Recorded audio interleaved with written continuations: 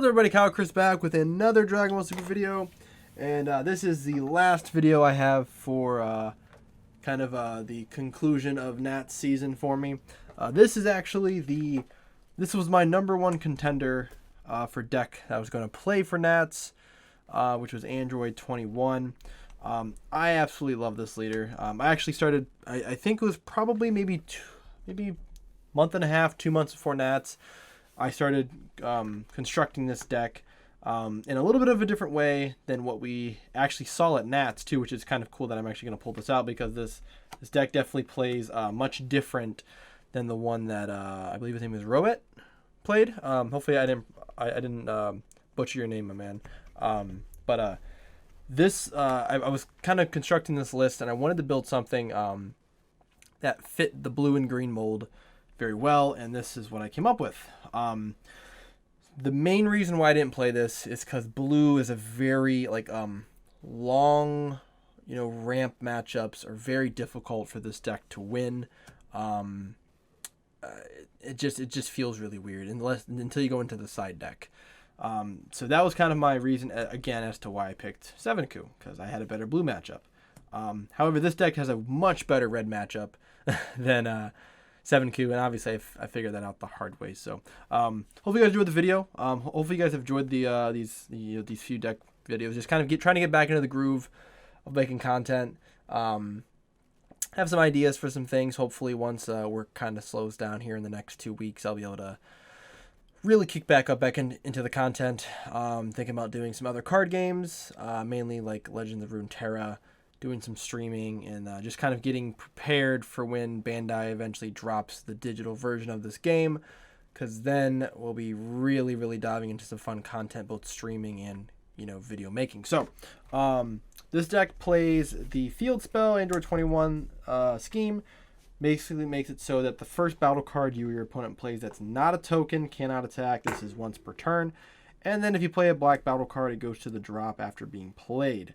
That's pretty cool, and you can do some really interesting things with certain black cards. In this particular build, we do not run any black cards. The one black card I would run if I owned it was Black Smoke, which definitely would have been something that I would have ran for Nationals if I had the ability to.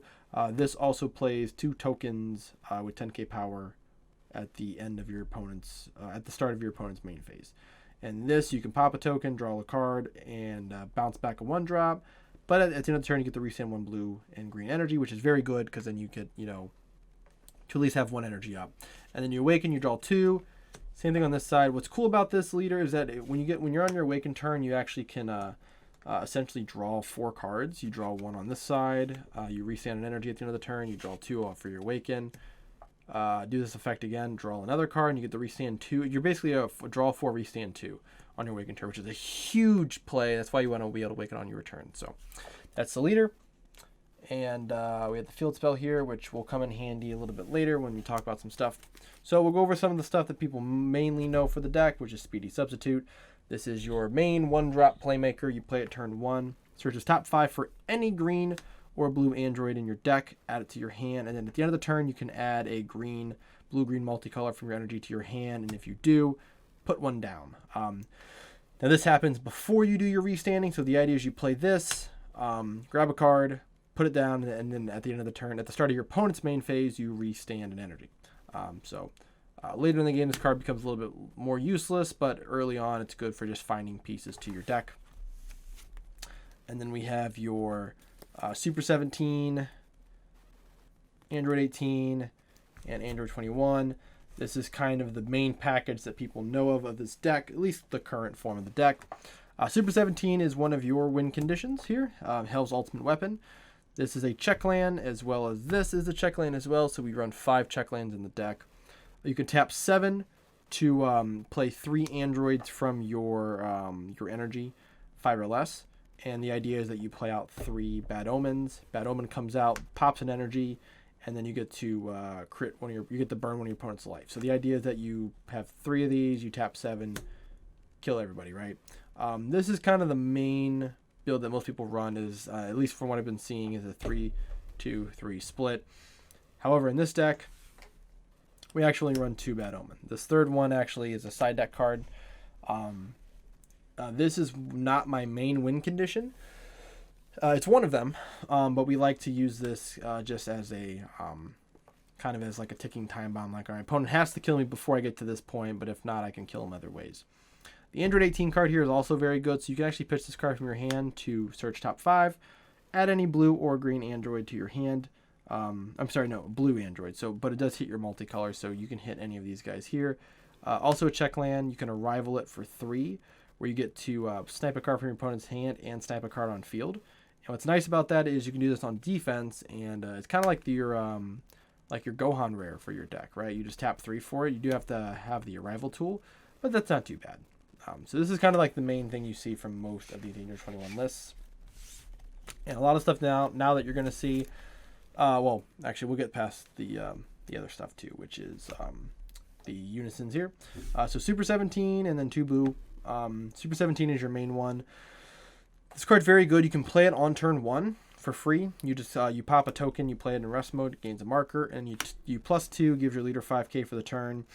Then your opponent's tokens can attack next turn, and then you can -4 to give this 25, make this a 25k double strike. This is activate battle. It's very good. Boo, we know what Boo does. +1, draw a card. Restand a mono blue energy at the end of the turn. Restands itself. It's a double striker. It's a very good card. Just not as good in this current format. Especially in the next format, I think we're going to get a lot more green. Probably won't be nearly as good. But 13 is good.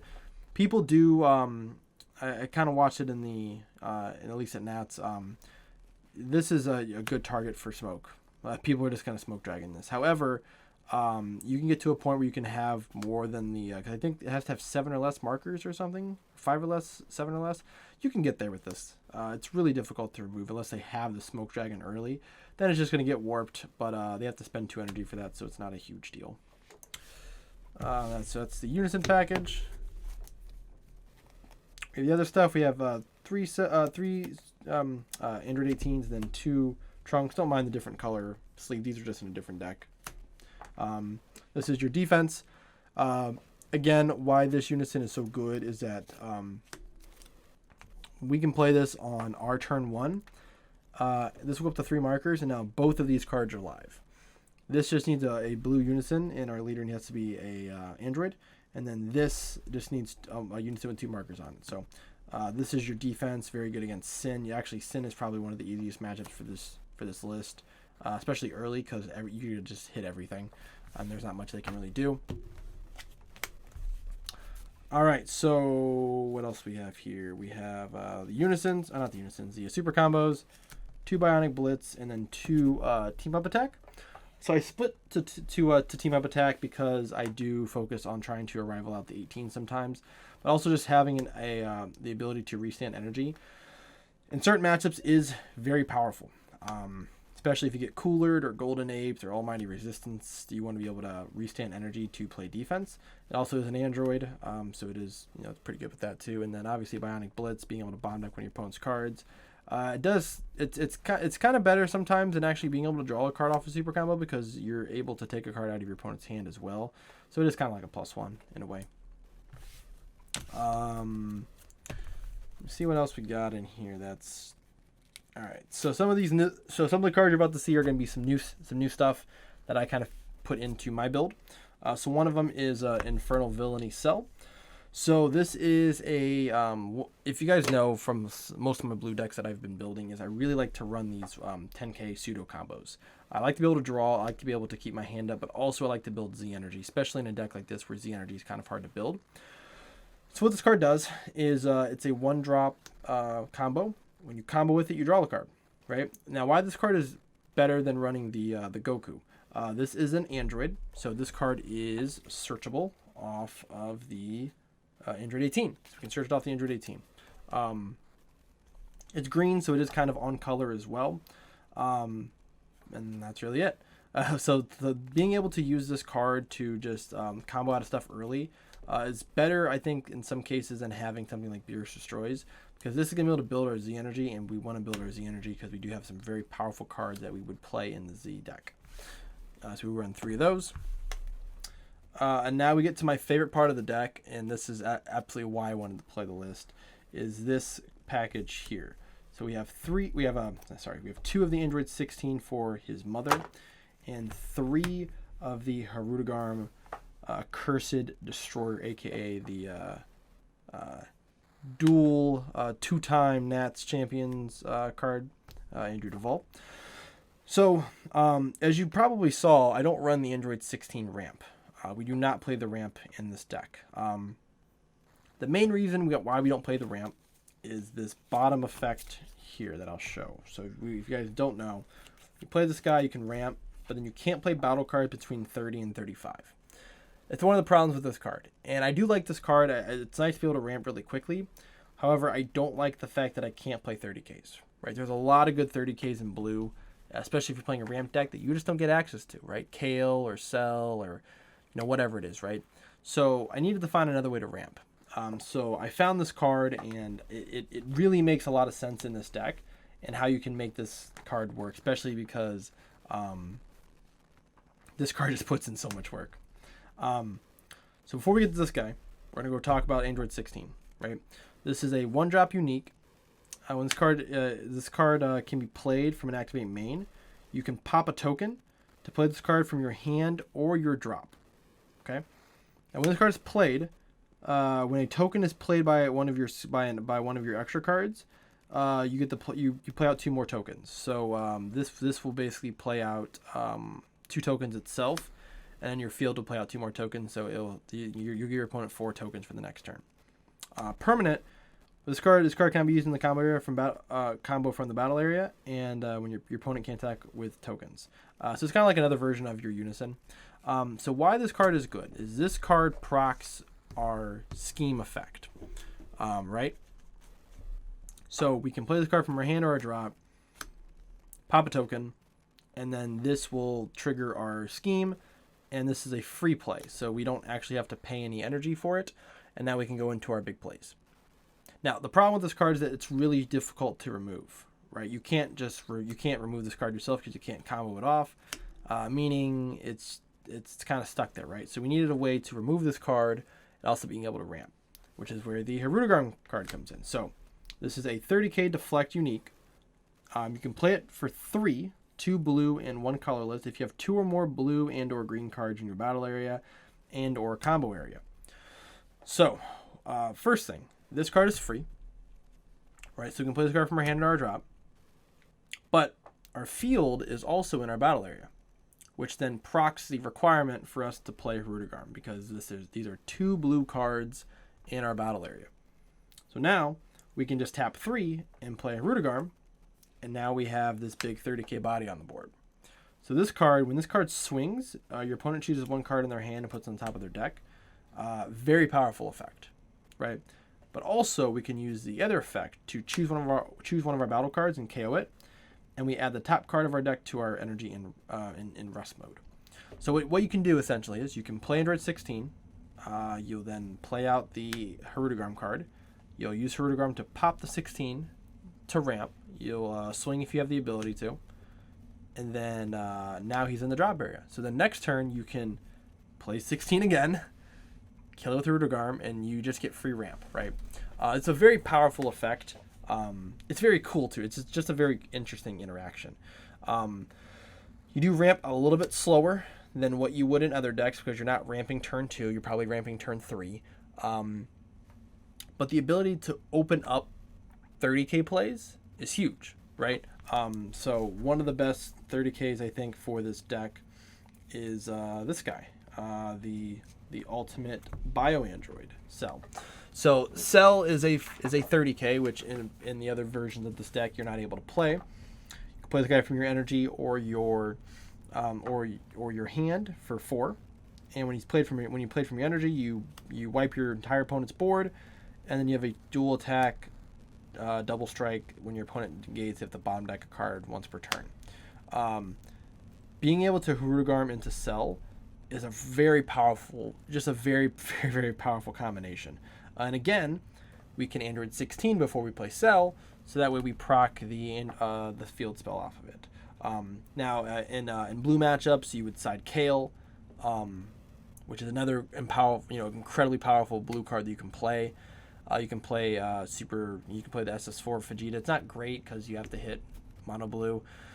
But any 30k battle card that comes out, if you utilize this combo, you can play it in this deck, and it just gives you a lot more utility, especially for late game. And being able to play this on turn 4 against other decks, against like Gamma and Sin, things like that, it's incredibly powerful, man. And then if you can keep this guy on board for more than one turn, you now have a 30k that's taking card out of your opponent's hand, and as well as being able to potentially ramp you, right? You can use this to pop itself. I've used this to kill the Vegeta Z battle card too. You can just use it to kill any of your battle cards and just get a free ramp. And you're probably going to ramp maybe twice per game, sometimes more than that. Just really depends. And you really only need to ramp if you absolutely need the energy for some reason. But once we get you want to ramp at least once, so then on turn 4 you have 5 energy, and now you can play Cell and do a bunch of other stuff. So.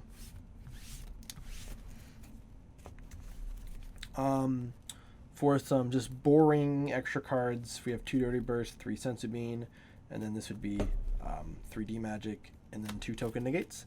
It's kind of the blue package there that you would be running for the deck for all of your defensive needs. What else we got in here? We have 1 Hit Assassin Strike. So, I know Roet plays the Piccolo assembled ability, or ability assembled, whatever that card's called. I love that card. It's a very, very strong Piccolo card with barrier. Draws you a card, does a lot of stuff for the deck, right? It's really, really cool. This card is something that I've always loved playing in my green decks, and it works really well in this deck actually in certain matchups. So the first effect, which if your leader is green, we don't care about that effect. This is a 20k barrier dual attack, and the auto is when this card is in rest mode, when one of your opponent's attacks, they may choose 2 cards in their hand and discard them. If they don't, negate the attack, and your opponent can't attack for the turn. So what's nice about this card is you can play this against almost any deck other than a blue deck, right? And basically you're just gonna swing. You're gonna swing twice, kill Unison. You swing at battle cards, whatever. But now you have a permanent floodgate up, which is one of the problems with this deck. Is if you don't have hatch, or if you don't have a good way of defending yourself, you're very vulnerable because you have a lot of 10Ks in your deck. So playing a card like this, which I also would side another one of these, now your opponent has to remove this card first, which now they have to pay energy for it, right? Or if they don't, they have to swing, and then they either pitch 2 cards. If they don't, they can't attack, right? So they can maybe kill this card with the attack or do whatever, but then now they have the pitch 2 card. You can defend it with Bionic Blitz. You can do some other stuff, and it becomes a little more difficult to remove. So it's a very cool one-of tech. Like I said, I would have cited a second one, and I think it would have caught a lot of people off guard with it. 2 Limitless Energy. This is not a check land in this deck because our leader is not a Red Ribbon, which is weird because Android 21 is from the Red Ribbon Army, but whatever. You play this for 2 from your hand or your energy, and your leader has to be blue or green. And when you play it, you bottom deck when your opponent's battle card is higher than their energy cost, and now you have a 20k deflect dual attack. Again, this is just for some removal, clearing the board, swinging at a Unison, swinging at a leader, and again, we can play this guy and play it and attack with it instantly because we're going to pop our Android 16 on the board, and now these 2 cards can attack. So again, very, very cool effect. We run 2 Kusu. We would side a third one.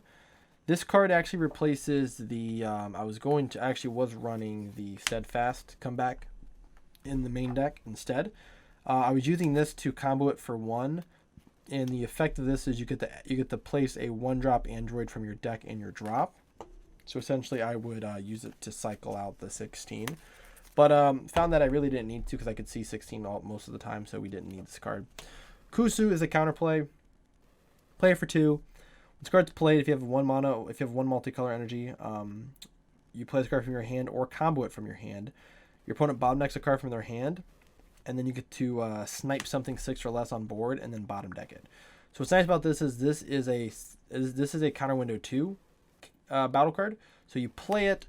If card has deflect, it doesn't matter because now the auto will trigger, and then you can bottom deck whatever the card is. So like Vegeta, the deflect Vegeta from the Z deck that everyone plays, you can play this, and it will get around it, and then you just bottom deck it, and then they lose a card from hand. Or you can combo this card from your hand, and then they also bottom deck a card. It's also one of the prettiest SPRs I think they've put into the game, so you have to run it.